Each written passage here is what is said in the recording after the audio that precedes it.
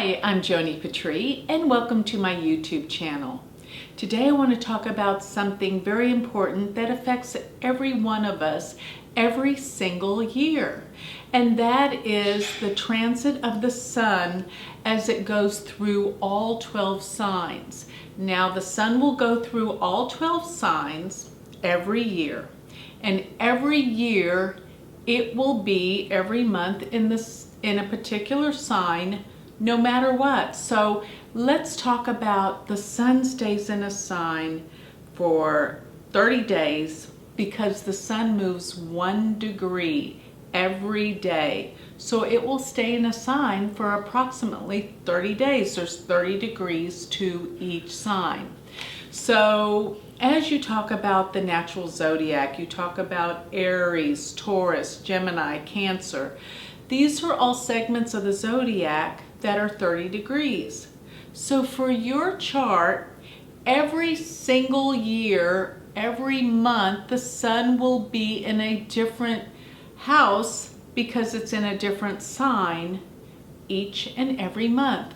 And every year, this will be consistent. So the sun will be in the 8th house like every January through February, depending on if you have a Gemini ascendant. Depending on what your ascendant is, consistent every year, the sun will be in the same place.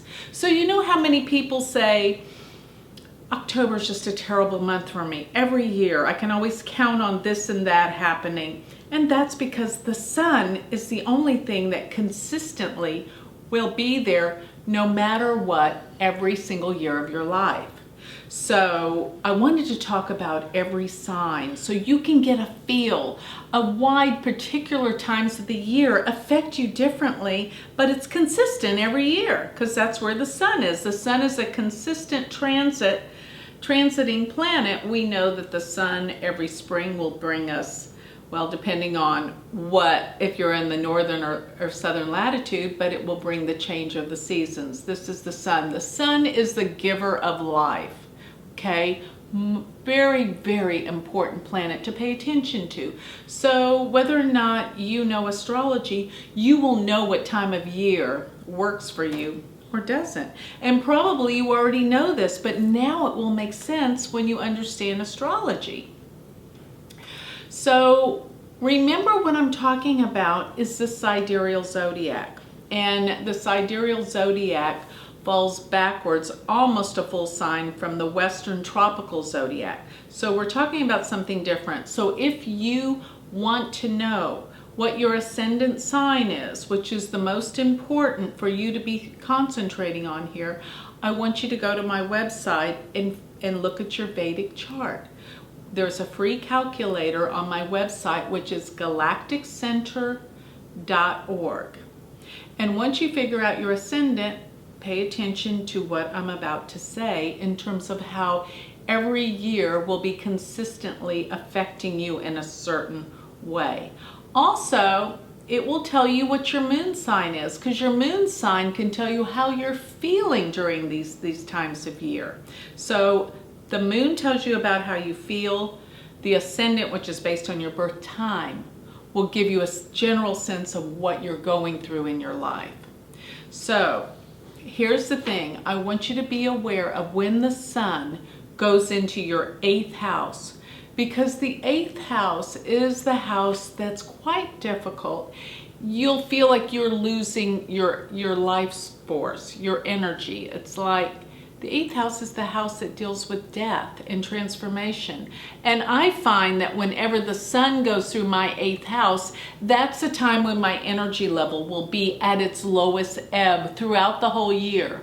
So I wanted to point out these times for each and every ascendant so you can rest assured why you have a down period and when it's time to pull back and not necessarily move forward. Now, I'm not saying that these months, according to your ascendant sign, will always be terrible, because that is not true. But it is time for you to kind of lay low and recognize that your energy level, which is the life force of the sun, will be depleted somewhat. So with that, I'd like to say, if you are an Aries ascendant, the months of, and when I say this, starting the starting the 14th of each month.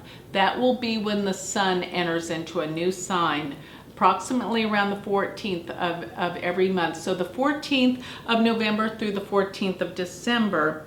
If you have Aries as your ascendant, this is the time when your energy level is low. So you might kind of think, well, no wonder I never feel that great that time of year, or that's when I feel like I get the flu, or I'm just not, in my full power and sense of ego, which is what the sun is all about.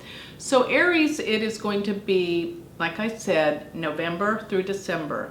If your ascendant is Taurus, then your life force will be at a lower ebb around the 14th of December through January 14th. If your ascendant is Gemini, the time to lay low, or the time that your energy level is lowest, is January through remember, January 15th through February 15th. For Cancer, the sun will be in the 8th house between February 15th and March 15th. Now remember, a day or two could be a little different. It won't be exact, but I'm giving you a generality around these times. So for Leo, it's going to be around March 14th through April 14th.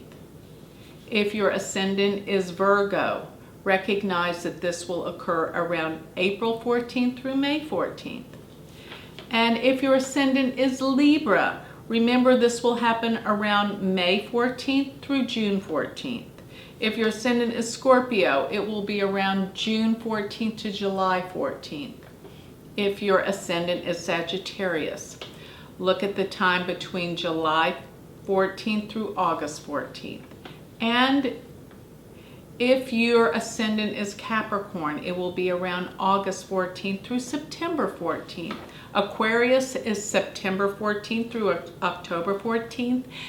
And last, Pisces, the lower ebb time is going to be around October 15th through November 15th. And of course, you can always track the sun as it goes through your entire chart, because it will activate certain houses according to your ascendant sign that will empower you or deplete you, or just represent times of change. And this is something that you can count on will be occurring every single year at the same time. This is your life experiences. So with that, I'd like to close. And if you need more information or you would like a reading, please go to my website, which is galacticcenter.org. Thank you.